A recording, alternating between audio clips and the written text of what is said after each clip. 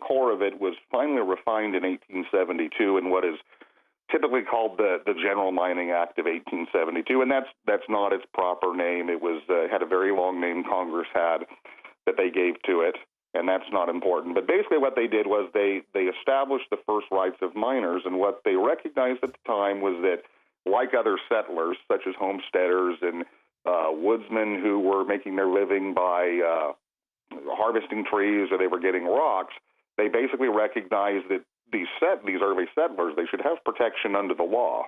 And so basically they wanted to define those rights. So the early rights of the miners were they not only had the right to go out on the lands out here, which were held in trust by the government for the people, and that's still the way it's supposed to work. And obviously this is part of the problem we have now, is that it's no longer the government doesn't want to treat it the same way. So basically at that time, Congress, they recognized that we need to establish what these guys have in the way of rights. So early on, they established that the miner had the right to go out and find these minerals. He had the right to develop his property for his benefit, which in turn would benefit the nation.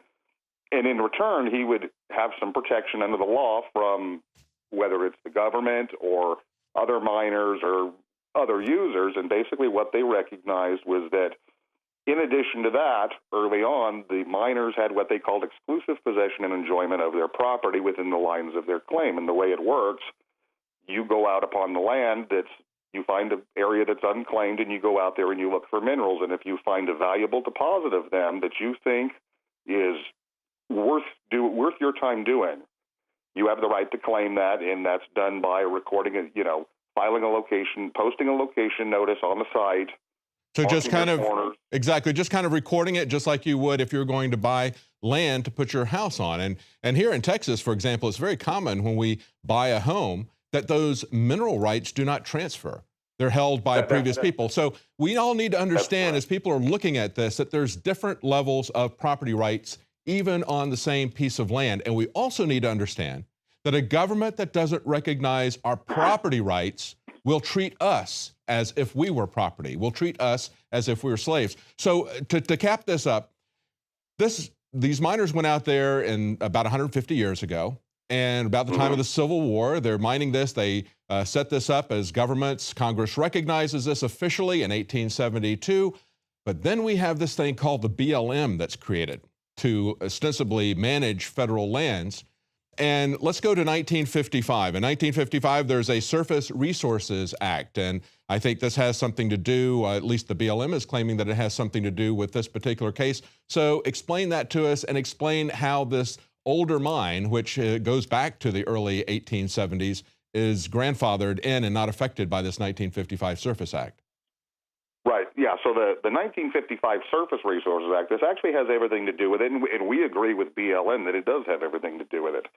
So in 1955, Congress was starting to recognize that there were an awful lot of people out there. They were basically what they were doing, they were abusing the mining law. They were using the mining law to build private hunting cabins, to squat on land. And needless to say, there were a lot of conflicts with other people who wanted to use the public land system. So Congress decided to change the mining law. And what they decided to do was that all claims that were located by miners and filed after that time, July 23rd, 1955, they had the right to use the surface, but they did not have a surface control or control of the resources, and basically full willy-nilly utilization of those surfaces, and obviously the vegetative surfaces especially is what they were referring to. So needless to say, the claims that were filed after that, they changed from the original meaning within the mining law, and that is something that still continues to this day. But they had to deal with the claims that were already there, and that is where this issue comes in. So Congress, they came up with 3 ideas, and these ideas they came up with, these were largely suggestions of the United States Forest Service and the Bureau of Land Management. And the 3 things they came up with is that basically they recognized that they couldn't just tell these miners, hey, we're here now, you've had this all along, we're going to start taking your rights away. They didn't do that, or they didn't intend to do that. And so basically they provided some mechanisms for the miners to either, on one hand, they could say, I relinquish my surface rights back to the government, and I'm going to allow the general public to come out of my claim and camp here and, get cut firewood, things of that nature, subject to whatever the agency's rules are. So that was one option. Another option was the miner could say, well, I don't really want to deal with this anymore, so I'm just going to give up my claim. That was the second option. Now, the third option, and this was the option that was best suited for most miners if they were serious, they could preserve their existing rights. And how this was done, it was done by filing with the BLM or the U.S. Forest Service what was called a verified statement. And the verified statement was basically the miner informing the government, hey, I am over here, and I'm going to maintain my rights. And what was done at that time, the government then had the opportunity to go in and try to challenge those rights if they found there was a conflict with other uses, such as timber harvesting or public recreation or wildlife management or something to that extent. And needless to say, there were avenues where the government could go down. They could challenge the validity of the claim and basically say, you're not really a miner, you're somebody else, you're just a guy abusing the mining law.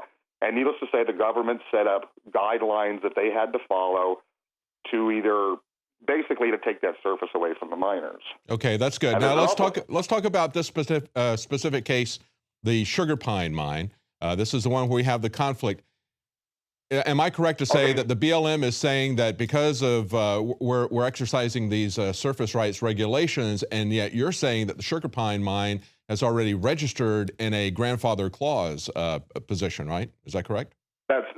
That's correct. So the Sugar Pine is actually, it was the first hard rock gold mine discovered in the state of Oregon, and that was back in 1858, and it went through some assorted owners between 1858 and 1876, and there was a lot of changes of ownership. And even though sometimes the mine wasn't being worked, there were miners who had various property interests on the claim, such as there were 2 arastas on the property. There were some ditches previous miners had dug. There was a water wheel on it at that time. And needless to say, a lot of those rights, they were preserved. But on February 9th, 1876, there were 2 men by the name of George Green and Dan Devilbiss, and they decided that they wanted ownership of the Sugar Pine, and they adhered to the mining law, and they did what they were required to do. They went up there and they discovered minerals, and they basically staked and recorded their claim. So they recorded that 76, and they also arranged with the previous, with some previous owners as far as those ditches and things of that nature, which were property or obtained them.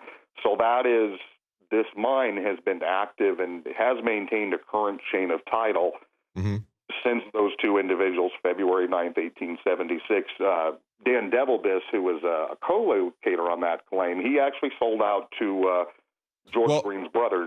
Let's go back. I understand it's had a long chain of command. Let's go back to what just happened in March with the cease and desist order from the BLM. Tell us about what the BLM is saying, or can you, I've seen from your press releases, you're saying that you can't get any specific information from them as to what the legal basis is for them to say that the Sugar Pine mine needs to cease and desist operation.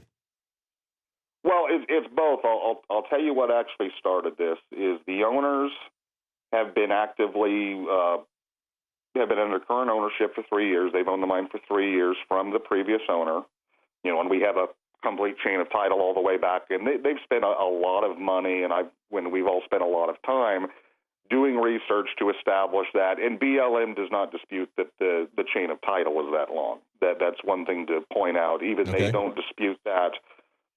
And basically, what happened was off and on, George Backus, who was one of the co-owners, he actually had fairly regular contact with BLM since he became the owner, and even before, because there's quite a bit to the situation. And needless to say, he was in contact with them, and he had even spoken to employees such as Diane Perry at Medford BLM, which is our local BLM district here.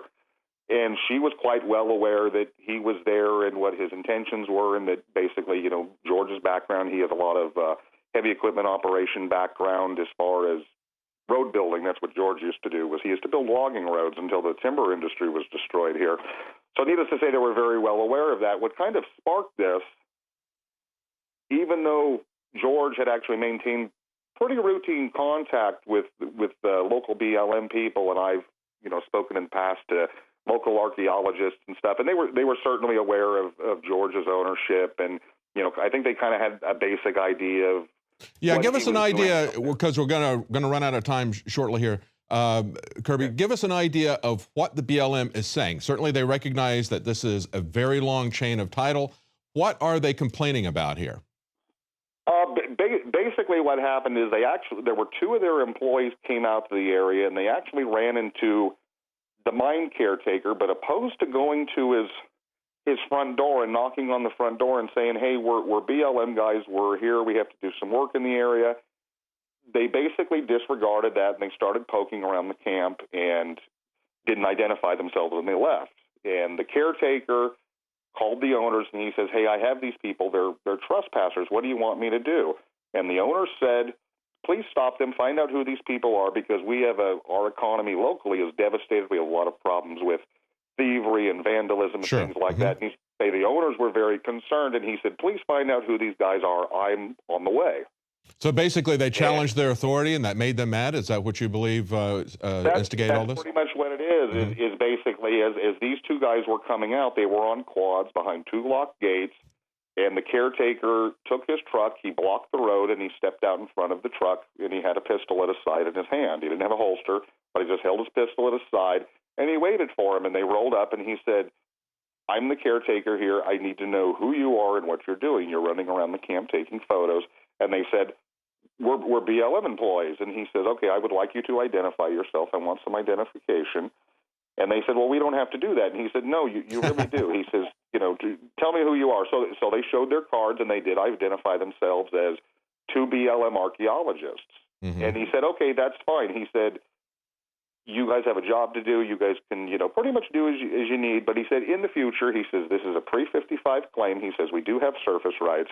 He says, in the future, please call the owner, or he says, come out here and knock on the door and just let me know you're out here so I know who you are. And, if you guys are out in the woods and you don't come back for a reason, that, if you guys get in trouble, I can help you guys out. So then you start getting unexplained bureaucratic charges brought against you after that. And kind of what happened was, instead of these guys saying, "Hey, that's very reasonable," they went back and they actually filed a complaint about the caretaker, and they basically said he threatened them, which he did not. He has signed an affidavit of record that he did not do that. They basically stick the BLM special agent on him, and he is a very young guy, very hardworking. He's in his 20s. He actually took over as caretaker because he had some equipment at his mine actually stolen, and he kind of really didn't have a lot to do. So that's why he got together with George and Rick, and they brought him in there. Let's talk about we're almost out of time. Hang on, Kirby. We're almost out of time. Let's get to where we are currently at this point. They've hired legal counsel who's tried to ask the BLM why they're getting a cease and desist order. And of course, as I mentioned at the beginning, the BLM gave them a deadline of the 25th, which is a week from Saturday, to get out, and to basically remove all equipment, destroy all buildings, and fill in the mine tunnels. So tell us exactly where this is at the moment. So that's exactly what happened. There was a lot of going back and forth, us requesting information, them not supplying it, Freedom of Information Act requests being ignored. So then they send this notice of noncompliance saying, "You guys need to stop. We're going to do this if you don't." And so the owners, they consulted with an attorney. So that is where that situation is. And in the meantime, despite that, BLM continue to keep coming out there. They're basically sending law enforcement guys out. They're harassing the caretaker. They're calling him constantly saying, "We want a meeting, we want a meeting." And he says, "I don't have to meet with you. I did nothing wrong, and I have a right to, not speak to you in this country." And kind of where it went from there is one day George and the caretaker were on the mine, and there were two BLM law enforcement guys turned up, and one of them was a county deputy by the name of Jason Stanton, and he's a deputy. And we had actually, we've had meetings with the county sheriffs here. We've had a very good relationship with him. And he came out and he says, you guys got a stop order. He says, I'm here to give you another one. I do know that the owners, they really believe that they were there to engage in some nefarious activities, see if they were gone, and basically either seize property or burn property. And George, the owner, he tells the deputy, he says, "That's fine if you want to give me a piece of paper." And he tells the deputy, he says,